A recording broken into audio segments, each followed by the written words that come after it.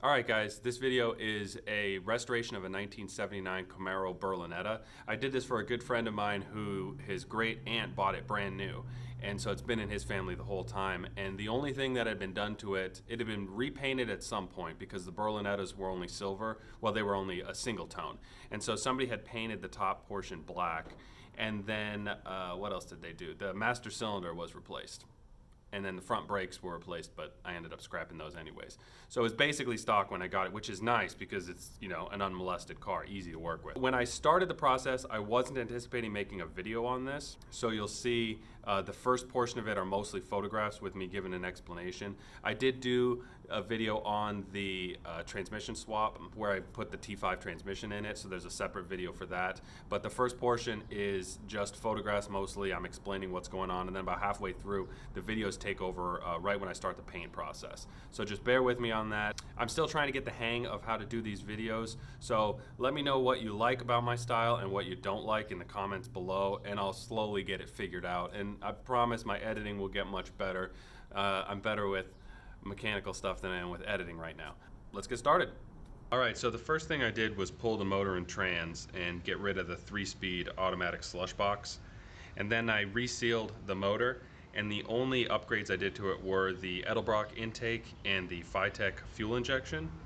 And then I added a Ford T5 transmission to it, and there's a full video on just the transmission swap, and that's in the description above. And then I painted the engine bay with a Speedo Coat Hot Rod Black. Then I had the owner swing by once I got a huge shipment from Summit Racing. I think he was most impressed by the big brake kit. These are Corvette C5 brakes. Then it was time to disassemble everything. The disassembly went surprisingly easy for a car this age, and I think it was because it's basically a one owner. Usually cars this age have had at least a fender replaced, or they've been in a minor fender bender here or there, and quite frankly GM didn't take the greatest care to put them together when they were brand new. So a lot of times the fit and finish of these cars is really tough to get right, but this thing was really in good shape. So everything came off pretty easily, nothing too crazy. And then once everything was removed, I started by welding in the subframe connector to strengthen everything, and then installed the suspension, which is basically the same thing as the removal except in reverse and with much better parts.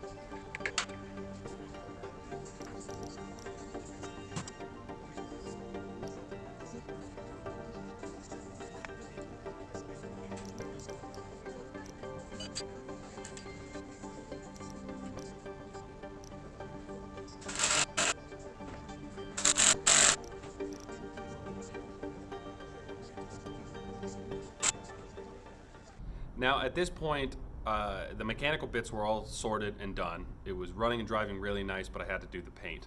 What I would normally do if it was a show vehicle is I would strip everything back down and then start the buildup of the body from there.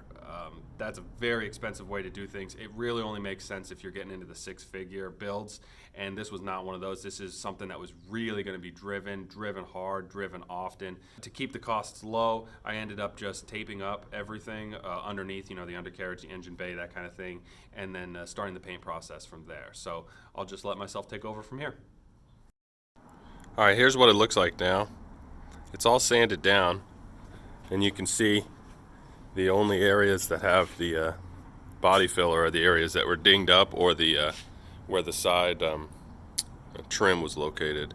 Not too bad, just a couple little spots. This is where the license plate was removed. The hood had some little dings to it, front fender, and then the door had a few. Other than that, it's pretty good. Then they got the body filler on the top.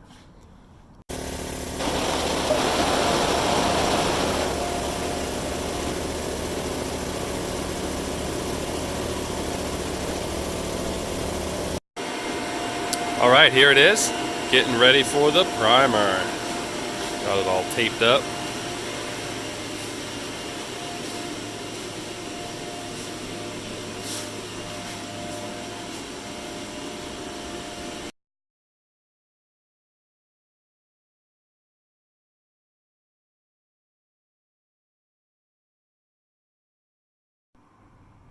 All right, here's the lines, how I've got it set up. And you can see I followed the same line basically all the way around the curve. And then it's a little bit hard to tell, but the door comes down a little bit there. So it kind of splits the difference between the door and this bottom line, which is straight. I had it straight with the center line, and it was too small of a gap right here. So I ended up following the top curve a little bit closer. And then we carry that all the way to the front.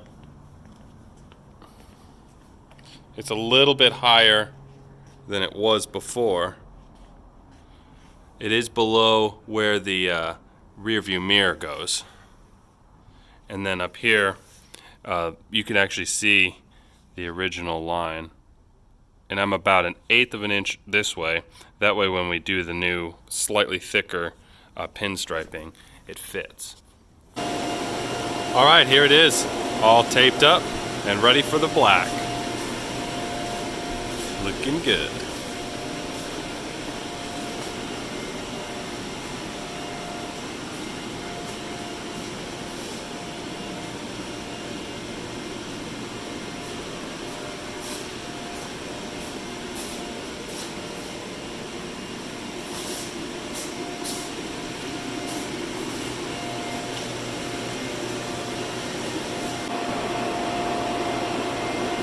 All right, here it is with the first 2 base coats on it.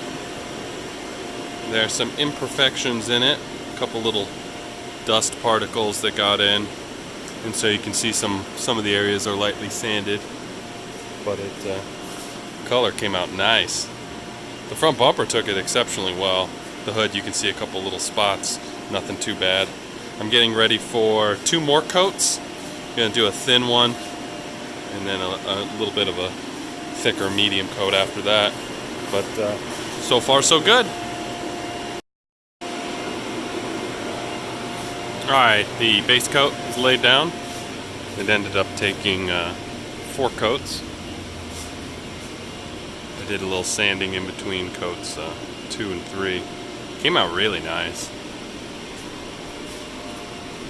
So it's got that like satin look to it right now. A little bit dull. That's because this is a base coat with no hardener. And so I'm getting ready to spray the clear coat. And the clear coat's going to go right over this. I'll just use a tack cloth and wipe it down. There it is. Getting ready. It's going to look shiny. Right here it looks with the clear coat on it. Much shinier.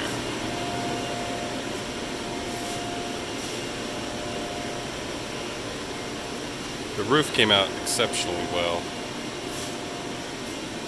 The hood's going to require another coat, but it will get an entire new coat over the whole vehicle after I do the metallic. The front bumper came out fantastic.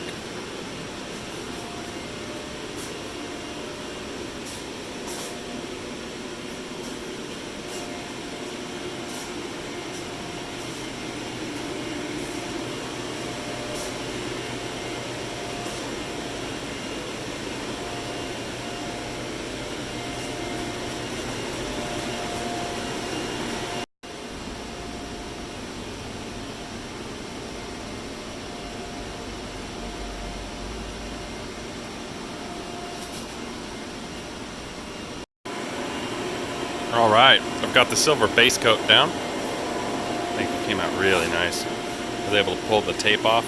You can see how sharp this line is.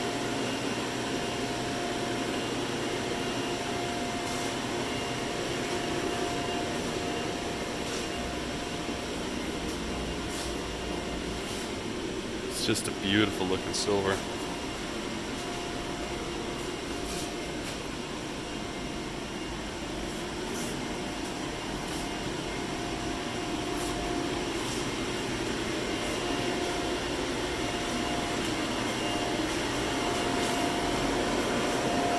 ready for clear. So here it is, all cleared out.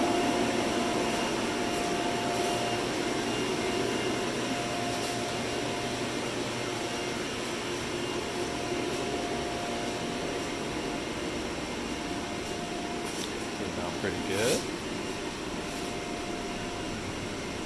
Very shiny.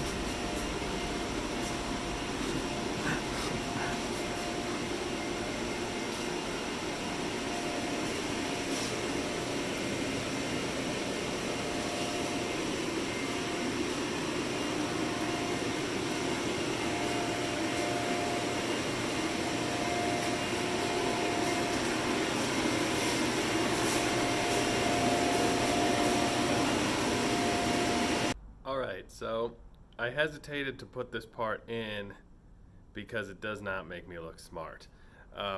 But it's what really happened, so I figure I'll show you guys. Now, as you can see in my paint booth, I don't have a real proper paint booth. I use an inflatable paint booth, and it works really well, but it's not a downdraft like you would want. It's more of a cross draft. And I'm actually working on making the cross draft filtered and able to move a little bit more air. But as it was when I shot that Camaro, it wasn't getting adequate airflow. What happened was, with the cross draft flow, a little bit of air got underneath the Camaro, and so when I was spraying the silver base coat, some of that base coat snuck its way up and then let these little glittery particles on top of the black. And then when I took the tape off and I used a tack cloth, and I thought that I got everything, but I was looking mostly for dust, and it was difficult to see in the paint booth.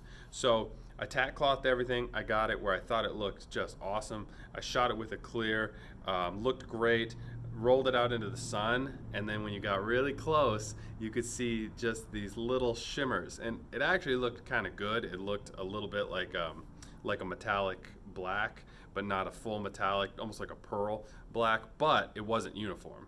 So you could actually see where some of the areas the plastic didn't get lifted up, and so it was a really, really close call. It was so close, but I ended up having the owner come by. I pointed it out. I showed it to him. I asked him if it was going to bother him. He said he would definitely notice it, and so I knew it was going to bother him. So I ended up having to do, so I taped up the silver, and then I did a base coat and then another clear coat on the black, and it came out much better. So I'm happy, but it was a expensive mistake. In lost time and parts and material, it ended up costing about $1,200. So that sucks. But the end product was great, and so I thought I'd show you. So here it is after I did the second full black job. Alrighty, round two. Looks even better. It really came out nice. It is so shiny. I mean, just look. I'm super happy with it. I ended up doing the fenders and the door too. I did everything except the front. So after I got it out of the paint booth, I gave it a little polish. Boy, it came out really good, especially for shooting a base coat, clear coat, black in an inflatable paint booth. I'm really happy with how it came out. I actually used the 3M AccuSpray system, and it's fantastic. I just love it. So it came out really nice. You could see a lot of the details. The metallic, I don't know what it's called, but there's a little trick where you hold the gun about 18 inches away, much farther than you normally would, and you give it a real light dusting, and that light dusting has the little metallic particles angled out, and so when you clear coat it and you're looking at it at different lights, it really gives it a nice shimmer, and also it helps make it a little bit more uniform so you don't get any streaks with the metallic. And this is probably the best metallic paint job that I've ever done, so I'm super happy with how it came out. Alright guys, here's the undercarriage of the Camaro that I've been working on. Please forgive the dirtiness of it. It's been getting an awful lot of test miles. So here's the Hotchkis suspension. It is fantastic. The Corvette C5 brakes with the slotted and drilled rotors. And then get down here so you can see replaced all the gaskets on the motor, and some of the sensors for the new Dakota gauges, the high torque Summit starter, and then the giant sway bar. This thing is it's totally massive. And then the fun stuff here. Here's how the transmission looks. It came out awesome. This is the custom mount that I made. What's interesting, the T5 on the Ford, it's kind of hard to tell, but it's at just a little bit of an angle. So the mounting bracket is just a little bit offset, and that's because in the Ford Mustangs that this came in, the motor was clocked. It's like 5 degrees or so. For the exhaust, it's real simple. I just use a single resonator and a Y-pipe. I think that's pretty cool. Here's the custom drive shaft that was built for it. And then in the rear, disc brake conversion, which is awesome. And then of course the Hotchkis kit back here. What's kind of cool is you see Fox makes these shocks for them, and boy, they are just tuned really well for this thing. But there it is, underside.